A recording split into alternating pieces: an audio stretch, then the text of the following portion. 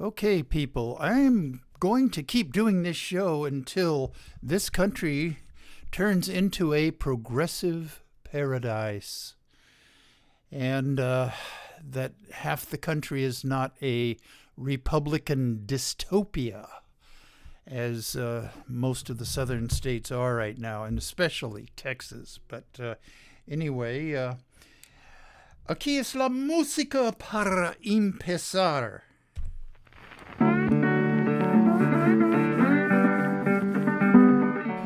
You are listening to KPCA LP, Petaluma, California, at 103.3 FM and worldwide at www.kpca.fm. And this is the Midnight Skeptic.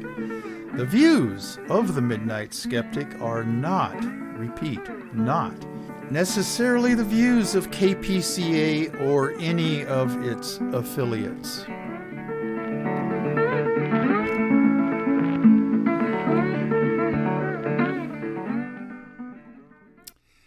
Okay, this is Tuesday, the 16th. And like I said before, I'm recording this a bit early. It's not going to be broadcast on KPCA until the 21st, Sunday, at the usual time, 9 o'clock. KPCA LP 103.3 FM and worldwide. And I actually have some worldwide fans now. Who would have thunk? Anyway, you get that on www.kpca.fm. At 9 o'clock Pacific time. That's midnight for the people back on the East Coast. I don't think any of my fans back there actually stay up till midnight to listen to this. They probably catch me on YouTube, which all of you out there can catch me on if you have a mind to. Okay, got to say this.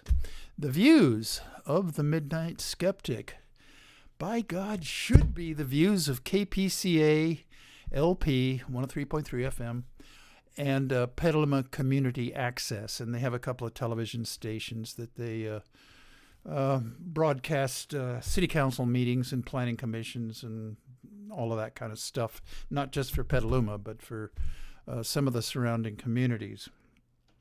Okay, that being said, if you want to send me any suggestions, hints, and death threats, hate mail, I welcome it all. But anyway, you send it to the Midnight Skeptic at gmail.com. It's all one word. It's all lowercase. Nothing difficult about it. I'll get it, and I will treat it with the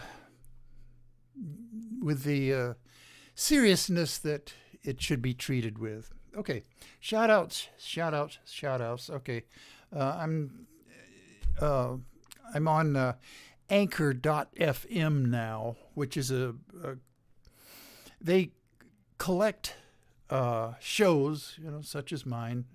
It's audio only, and Spotify is one of the main ones, and I use Spotify myself, or at least my Google Assistant uses Spotify, and through them, and then some of these others that I had never heard of.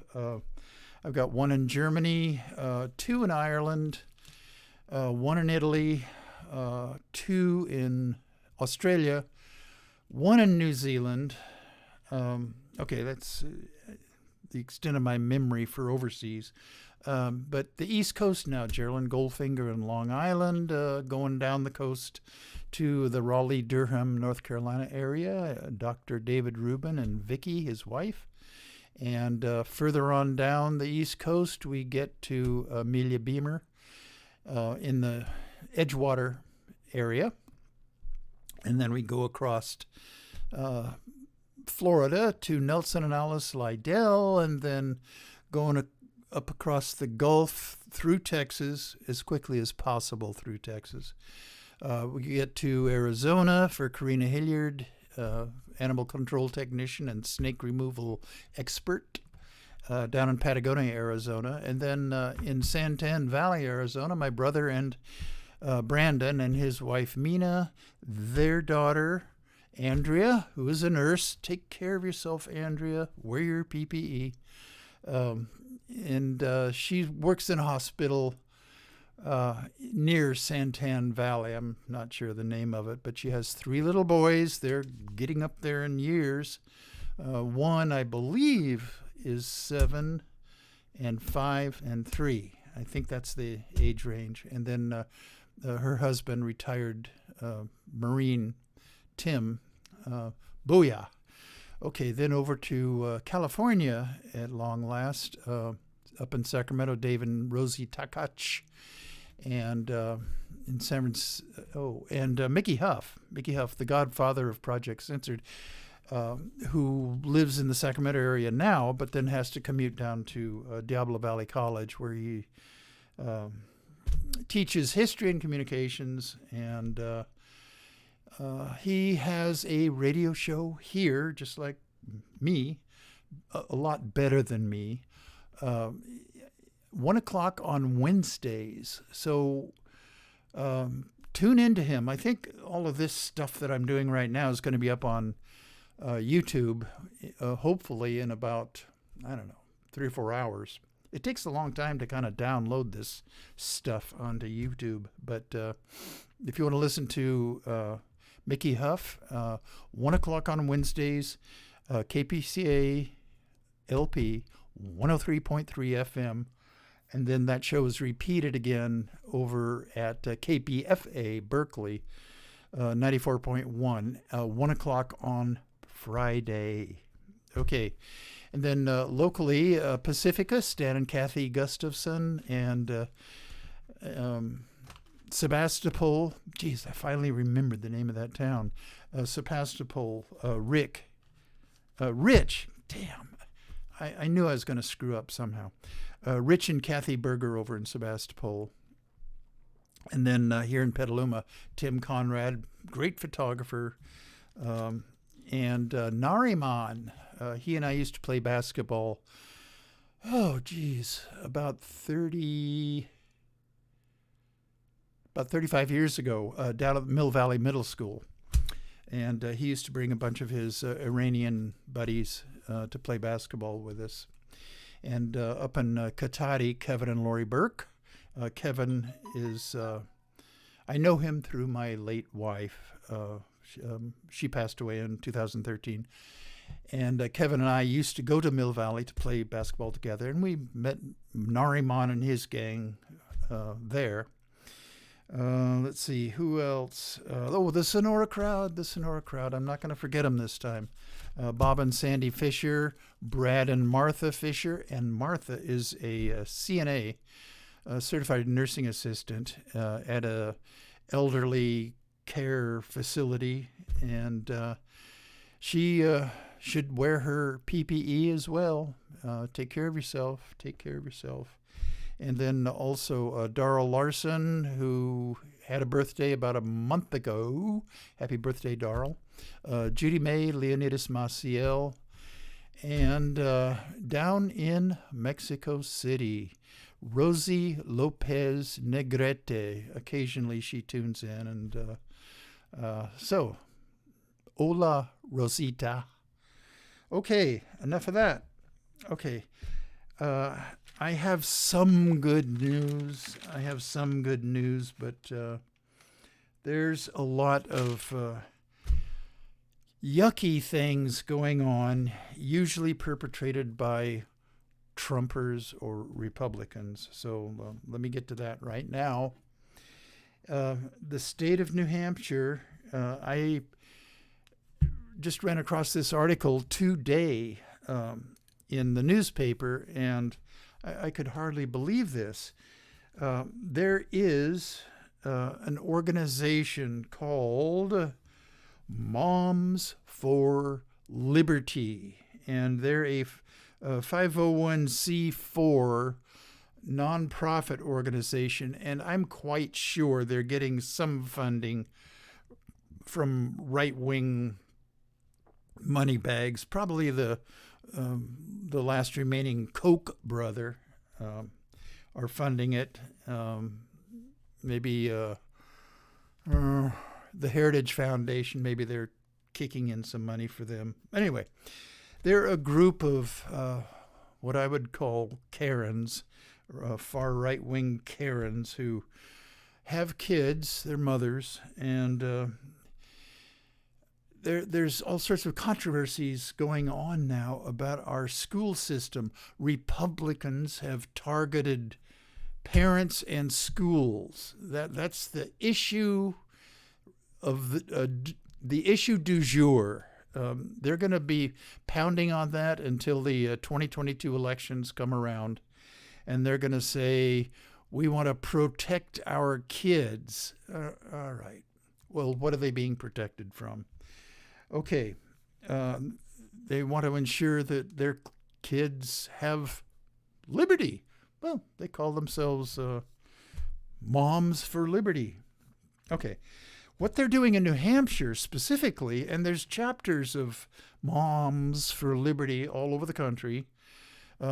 Fortunately, they're not that widespread. They're kind of, they have chapters in these right-wing enclaves all over the country. Usually, most of them are down south, Florida specifically.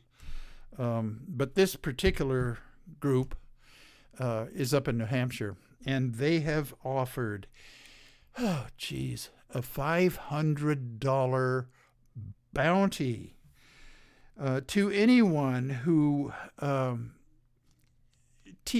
catches a teacher teaching things of divisive concepts. Well, what are divisive concepts? I think we all know that it is anything to do with race, critical race theory, et cetera, et cetera. New Hampshire recently passed a law. Okay, and oh shoot. Okay, here we go. They recently passed a law, and it was signed by Governor Sununu. Oh shoot. What did I do with it? Oh no, I can't believe this. Oh, there it is. There it is. Oh, jeez. One of these days, I keep assuring my thousands and thousands of listeners out there that I'm going to get myself organized. Well, here it is. Here, the YouTube people can see this. Okay, frequently asked questions. New discriminatory practice prohibitions applicable to K through 12 educational programs. Okay. And I'm not going to read this whole law to you out there, but this summarizes it. And they're trying to be as comprehensive at delineating which groups they're talking about as possible. Okay, what are schools prohibited from teaching students? Question mark. Schools are prohibited from teaching that one identified group, and then here's where the parentheses starts, a group based upon age, sex, gender identity, sexual orientation, race, creed, color, marital status, familial status. I don't know what that would be. Okay. Mental or physical disability, religion or national origin. Okay. Are you still with me on this? Okay. End parentheses. Is, inherently superior or inferior to people of another identified group. Okay. They mentioned right away a group based upon, well, age. I think that my intellect is inherently superior to that of a 2-year-old. Okay. Should I not admit that? Would it upset the 2-year-old. I'm, in my almost 70s. Okay. Okay. I'm riffing now. Okay, here I go. Inherently racist, sexist, or oppressive, excuse me, whether consciously or unconsciously, should be discriminated against or receive adverse treatment, or should not treat members of other identified groups equally. I feel for teachers in New Hampshire that have to keep track of all this mishigas. That's Jewish for S-H-I-T. It's not just New Hampshire. These kinds of laws are being passed in many Republican-controlled states, mainly throughout the South, but also Texas. What do the phrases inherently superior or inferior, or inherently racist, sexist, or oppressive mean?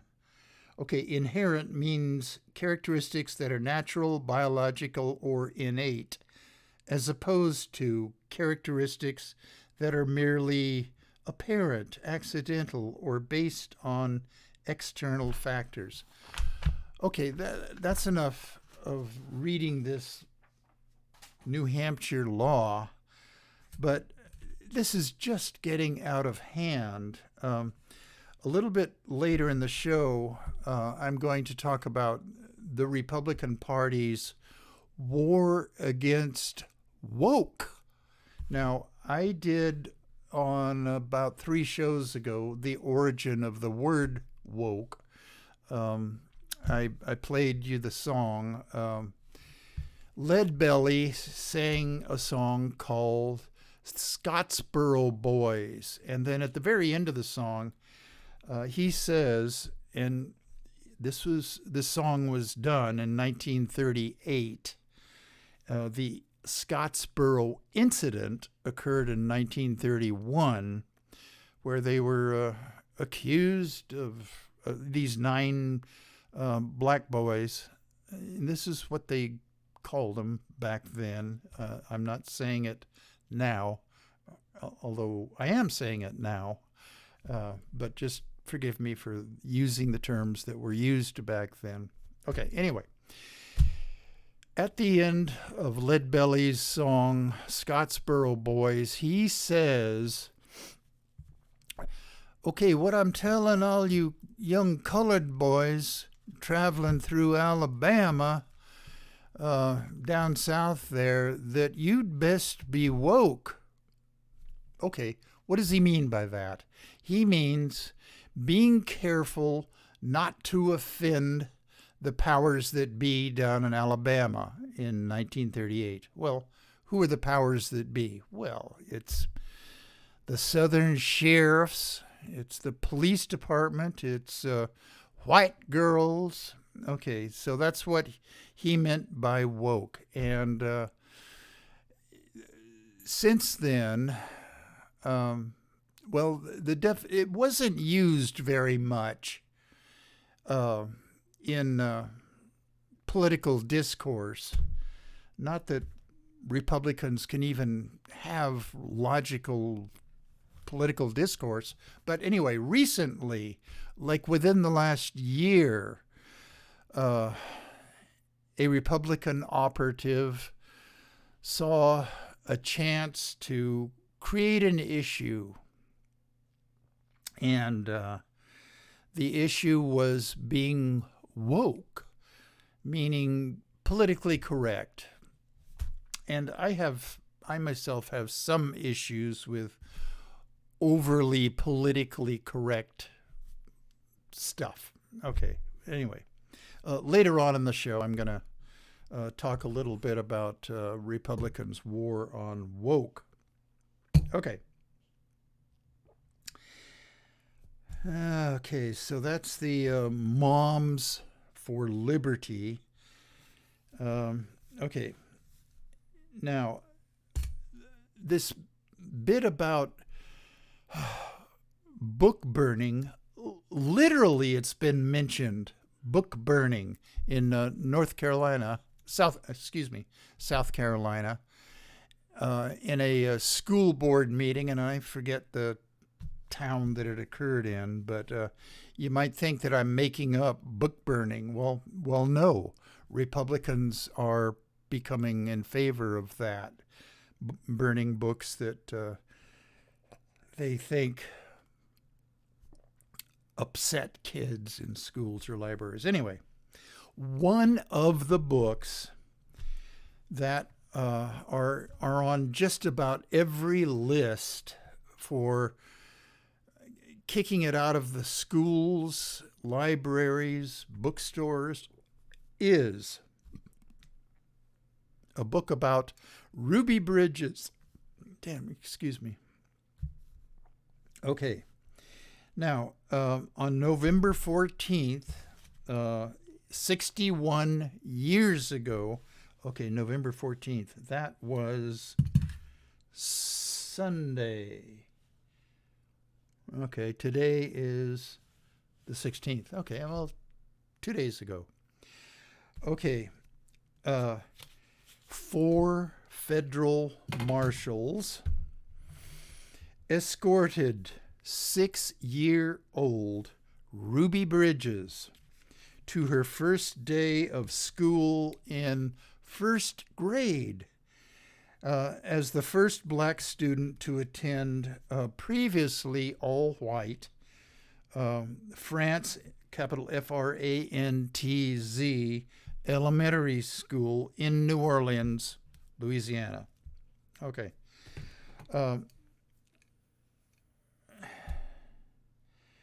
Now, let's see. What did I write down here? New Orleans. Okay. Republicans, MAGA heads, conservatives, Trumpers want to ban teaching about Ruby Bridges and burn the children's book, Ruby Bridges. Now, there is a children's book named that, and all in the service of being anti-CRT, which is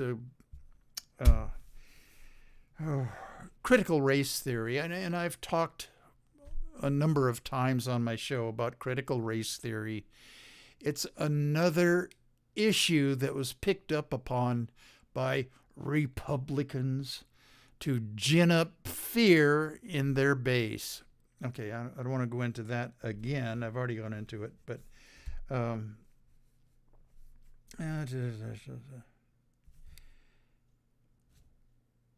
okay, wait a minute. I wrote down. Shoot, I'm sorry. Ruby Bridges, well, she's 70 now, or 69, I think. But anyway, she wrote another children's book on her own that came out in the early 2000s called Ruby Bridges, My Story. Okay, it was not written by another author. It was written by her. Well, these books, of course, are her honest feelings about these jeering mobs of white New Orleans Southerners making life as miserable as they could for her. All of the teachers at this grammar school walked out and quit, except for this one white teacher that was born in Boston and was, I don't know the story behind how she got down to France Elementary School to teach, but she stayed there and she taught Ruby Bridges one-on-one. All the other parents came in there and took their kids out of the school. Does that sound familiar? What they're taking their kids out of school now for is vaccine mandates and mask mandates. Horrible people, horrible people. I think that if somehow we could teleport the people that were giving Ruby Bridges a horrible time down at this grammar school and, spitting on her and all of that kind of crap, and transported them to today, they would be the ones that would be marching in front of schools. Our bodies, our choice. Vaccines equal tyranny. And they would give people a hard time who were taking their kids into the school. It's always the parents who do this, like Moms for Liberty. They're a perfect example. Okay, now here's another example of horrible people, horrible Trumpers, MAGA heads, Republicans, conservatives, and blah, blah, blah. And from Texas, of course it's Texas. Okay, and blacks make snowflake Texans nervous. Now, why am I saying that? Well, this story.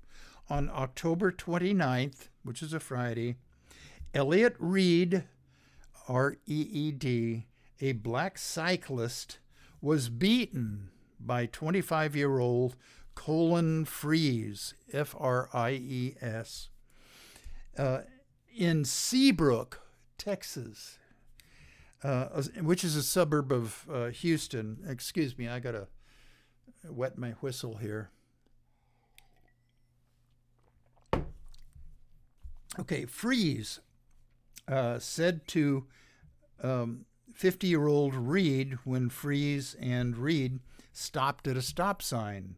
Reed on his bicycle, Fries in his pickup truck. And this is the quote from Fries: "You need to get out of this neighborhood because you're making a lot of people nervous." And the quote goes on, "You don't live here, and if I catch you, I'm going to do something." One thing led to another. This Trumper gets out of his pickup truck and chases after Reed, catches him, and then stomps him. He hospitalizes him. And, of course, the Harris County District Attorney only charged Fries with a misdemeanor assault. Oh, boy. But if you Google if you Google Elliot Reed, I mean, and if you can catch his picture, it's terrible. I mean, his face is all, beaten up and swollen, and one of his eyes was bleeding. Okay.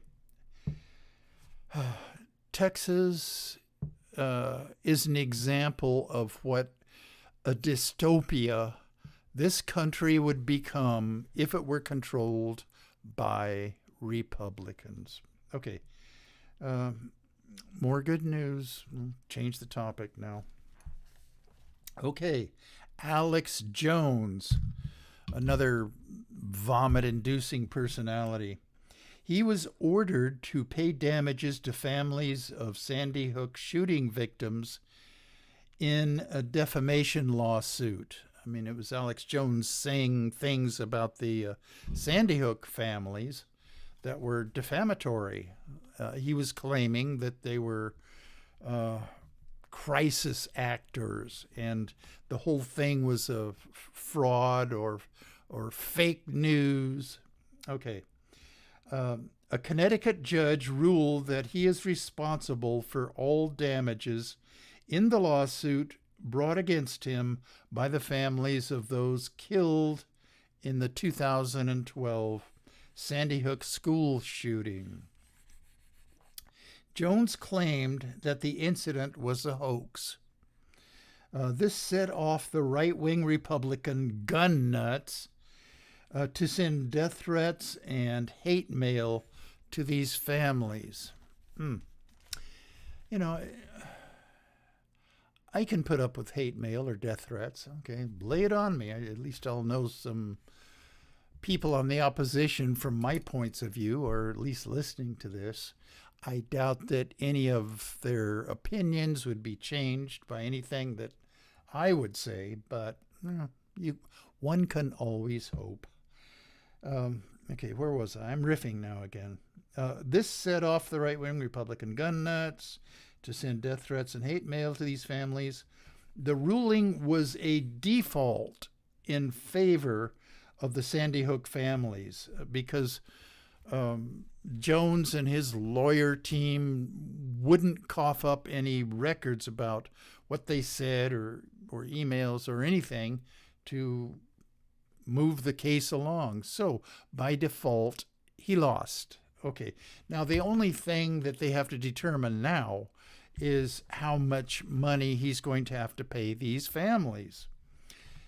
Personally, I hope it bankrupts him along with, I'm having a brain freeze on his program, InfoWars.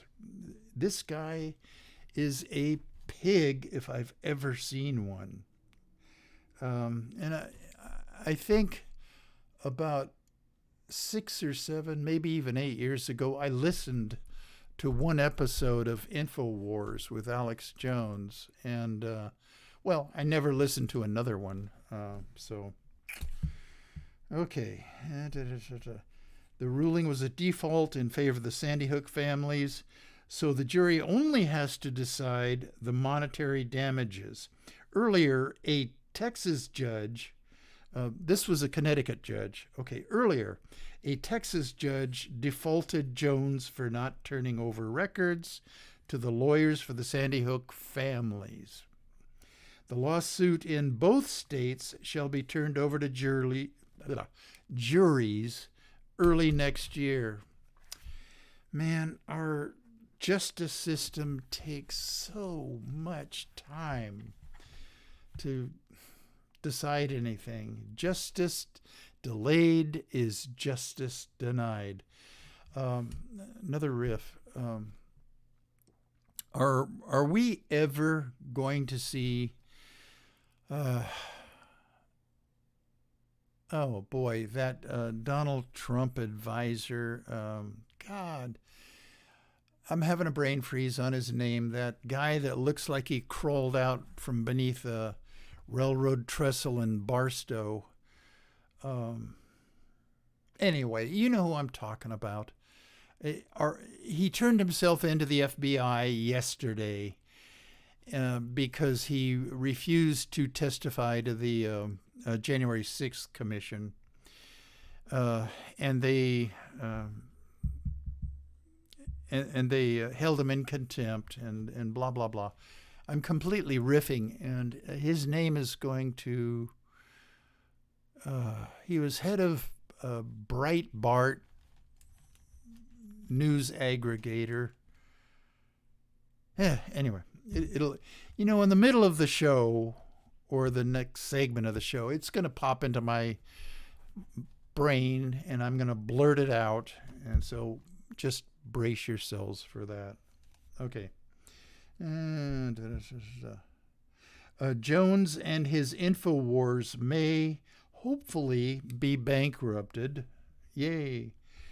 Erica Lafferty, daughter of the principal of Sandy Hook School, Dawn Lafferty Hochsprung, who was killed there, has become an outspoken critic of Alex Jones and a gun safety advocate. Well, that's not something that the NRA will ever be for. Gun safety, that sounds too lefty to us. And the NRA itself is in hot water financially and a lot of other ways. They've moved from New York down to Texas, of course. And the Texas Attorney General, State Attorney General, is continuing to go after them for financial mismanagement. Wayne LaPierre, who I think is still the CEO of the NRA,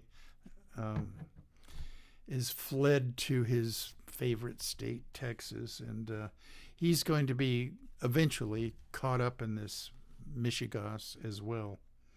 I'm off my notes again.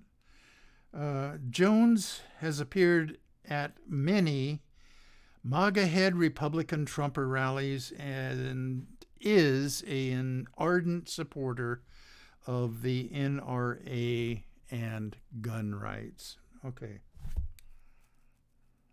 here's a... Okay, it's head shaking. It's making me wonder about the state of our country. At least, whatever the 35 or 40% of the MAGA heads are, but they're stupid, just idiotic, and they wear their ignorance proudly on their sleeves. Okay, and here's what I'm talking about. Okay, I've entitled this note, Stupid Anti-Vax MAGA Heads and Republicans. Dr. Carrie Madej, okay, I'll spell that for you, capital M-A-D-A, capital M-A-D-E-J, Madej, I think that's how she pronounces her last name, on a TikTok video says that to undo COVID-19 vaccines that MAGA heads have gotten because of the mandates, they should soak in a bath with baking soda, Epsom salts, and she falsely claims that this bath will remove, you ready for this? Radiation, she falsely claims, is activated by the vaccine. Well, of course MAGA heads will believe this. Okay, then she recommends that you add in 1 cup of borax, B-O-R-A-X, that's a laundry additive, to take nanotechnologies out of you. Oh, God. She has a number of followers on her TikTok site. Oh, man. Okay, now let me tell you what she is. She is an osteopathic internal medicine doctor. Now, oh, boy.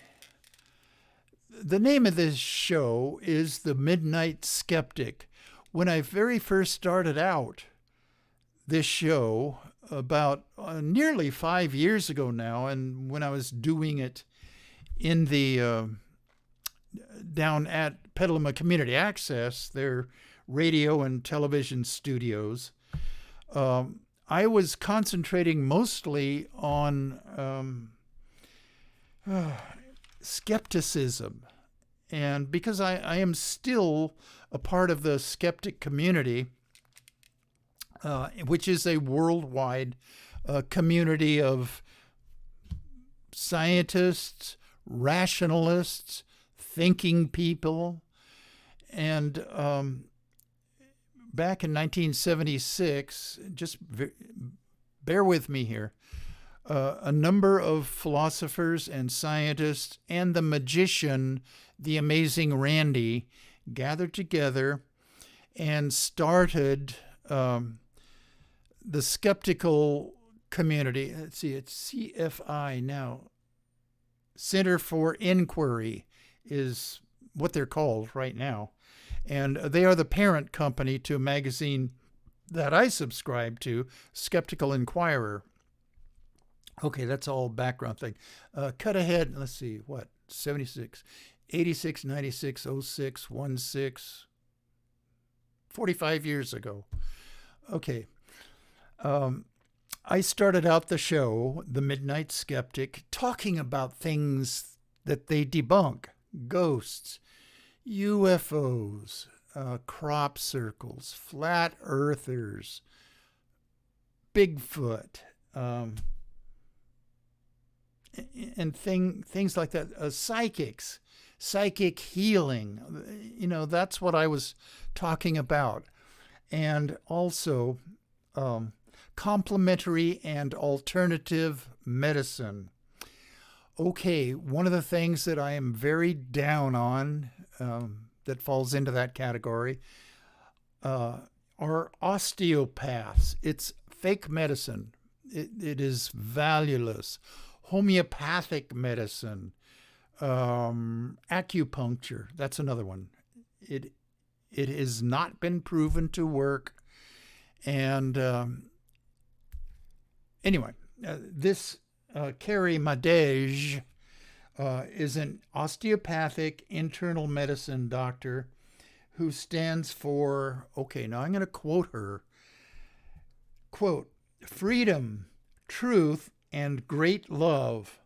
And she is practicing the truth in Jesus through medicine.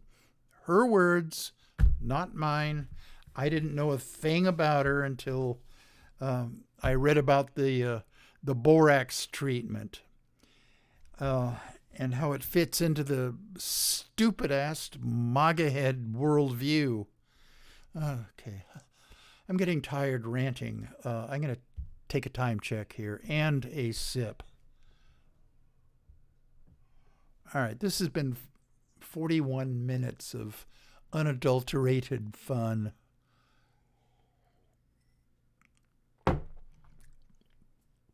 Okay, I'm rejuvenated again. I can't believe how stupid the anti-vaxxer, MAGA-head, Trumpers, QAnoners, Republicans, conservatives are. And my handful of friends who are Republicans and handful of relatives, they always say to me, well, I'm a real Republican. I'm not like those idiots. In their words, they call the MAGA heads and QAnoners idiots. And unfortunately, this type of non-thinking has inculcated the entire Republican political establishment. There aren't any Republicans that I know of back in Washington, D.C., that can bring themselves to say that Donald Trump lost the 2020 election. They'll say as a fallback position that, well, Joe Biden is the president now. Okay, but they just cannot say that Donald Trump lost the election. I don't know.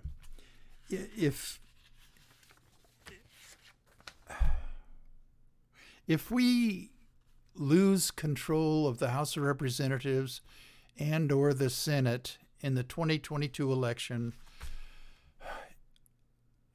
I hate to say this, but it's all over. This country is just going down the rat hole if we don't have some brakes on stupidity. Okay.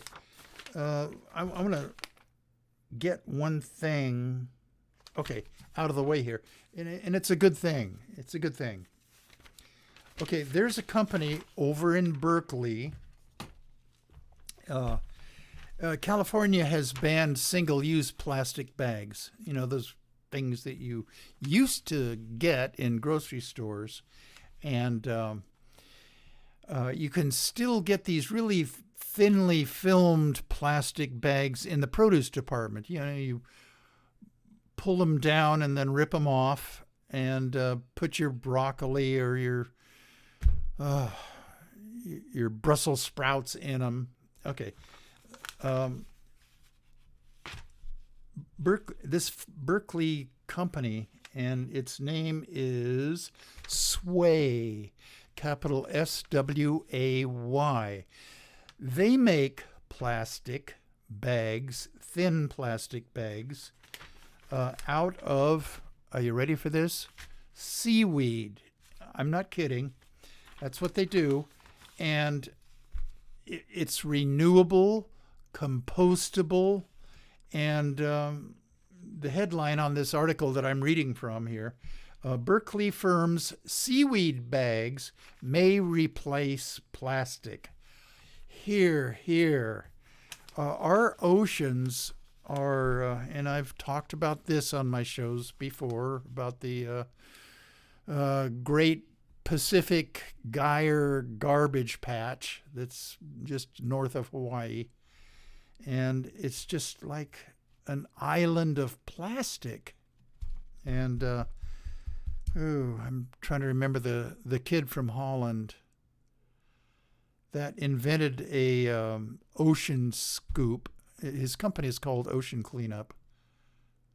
Anyway, I'm riffing again, but I talked about his company and his efforts to clean up the Pacific garbage patch on a couple of shows about 2 or 3 years ago. Anyway, I'm riffing.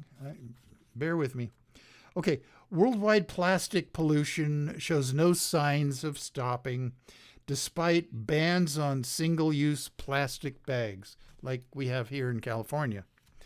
Okay, now a new Berkeley company aims to provide a replacement to the thin plastic bags responsible for, among other things, clogging landfills and polluting the ocean with an alternative made from seaweed, and the company is called Sway. The company plans to release its first products, retail shopping bags and what are called polybags, or the thin wrappers used to protect clothing and other products during shipping. I think they mean those thin plastic bags that you get when you take your clothes to dry cleaning. I think those are polybags. Anyway, the bags are biodegradable, designed to break down quickly in a backyard compost pile, and stronger than the plastic that they mimic. And Sway, okay, who said all this? Okay, Sway CEO, Chief Executive Officer, her name is Julia Marsh, Marsh, and she says, "We're really focused on thin film plastics, pointing to the estimated 500 billion or more plastic bags used worldwide each year. They're really difficult to recycle and really difficult to replace with anything else." Yes, they cannot be recycled. Okay. Farmed seaweed is emerging as a promising climate solution, and not just for plastic. The U.S. government has funded research into its use as a biofuel, and it can lower the carbon footprint of agriculture. And I talked, I think it was 2 shows ago, where dried seaweed is dried, powdered, and added to cattle feed. In fact, we have the Strauss family creamery is using this, and it was formulated at UC Davis. And if they say that this stuff works, then take my word for it, it works. And by working, it cuts down on the methane emanations from cattle, both dairy and beef cattle. And where does the methane come from? Farts and burps. Okay. I got to get my place back here again. Can lower the carbon footprint of agriculture, both as a petroleum-free fertilizer and as a feed supplement. Okay, well, that's the cattle and dairy cow feed supplement. That reduces methanes. Okay, I just talked about that. Seaweed also sequesters what's known as blue carbon. Okay, now what's blue carbon? And it's the buzzword for carbon that is stored in marine ecosystems, meaning the ocean, at a rate estimated to be many times higher than that of land-based forests. That sequestration, in turn, reduces ocean acidification, which is deadly for the coral reefs. That's what's causing the coral bleaching, is ocean acidification. And that acidification is caused by climate change. It's a regenerative resource, Marsh said. The more seaweed we cultivate, the healthier the ocean is. The oceans are. That's actually what she said. Okay, Sway, which announced its first round of $2.5 million in funding Wednesday, has counterparts that are developing seaweed-based alternatives for single-use plastic. Lost my place again. Like condiment packages and straws in the United States, Great Britain, and Indonesia, where a lot of seaweed is farmed. Sway will source its seaweed from farms in Latin America, where there is a large industry that already produces seaweed for its components, like carrageenan, which is used in products such as ice cream, toothpaste, pharmaceuticals, and cosmetics. Okay, I'm not going to read this entire article to you, but they're in Berkeley. The company is called Sway, and Julia Marsh is their CEO. I applaud her. I'm going to look them up, after I do this, and see if their plant is taking visitors. I would like to see exactly what they do there and how they do it. Okay, anyway, I congratulate them. Okay, Republicans' war on woke. Okay, Republicans are crusading against woke. All right, Republicans looking to dent President Joe Biden, and dent is the word they used in this article. I'm not sure what they mean by that. Just get the best of him and other Democrats. Okay, looking to dent President Joe Biden and win back Congress next year, in part by rousing a voting base animated by culture war issues, have increasingly settled on a single word to describe what it is they stand against. And that word is woke. Oh, boy. Conservatives en masse have blasted woke companies that spoke out against Republican-led voting restrictions. They've subsumed voting restriction laws in the rubric woke. A move that publicly aligned much of corporate America with Democrats on the issue, even if many of the businesses stress their beliefs that access to the ballot shouldn't be a partisan issue. Well, of course it shouldn't, but Republicans don't think that. If access to the ballot was easy, the orange bloat bag ex-president got it right when he said, if more people are able to vote, Republicans would never win any elections. Hear, hear. I agree with that. Okay.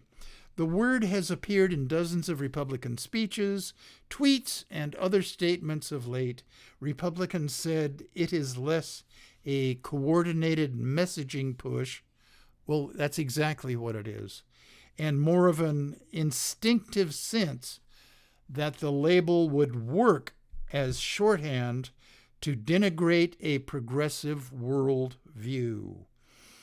And it's a word they're hearing from their voters, too. their voters, meaning MAGA heads, as it buzzes around conservative media, meaning Fox News.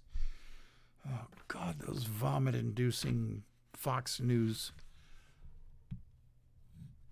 people. I've got to... mi música número dos.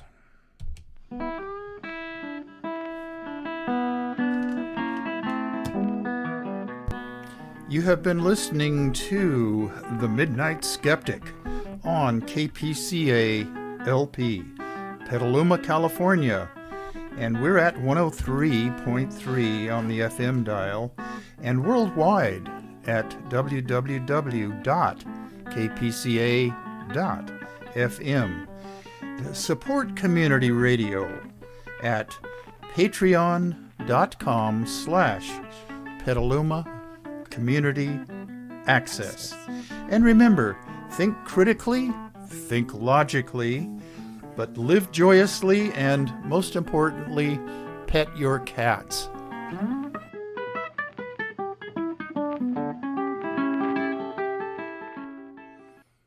Okay, I see that I have about 2 minutes left. I missaw the tiny little time thing on here on my screen.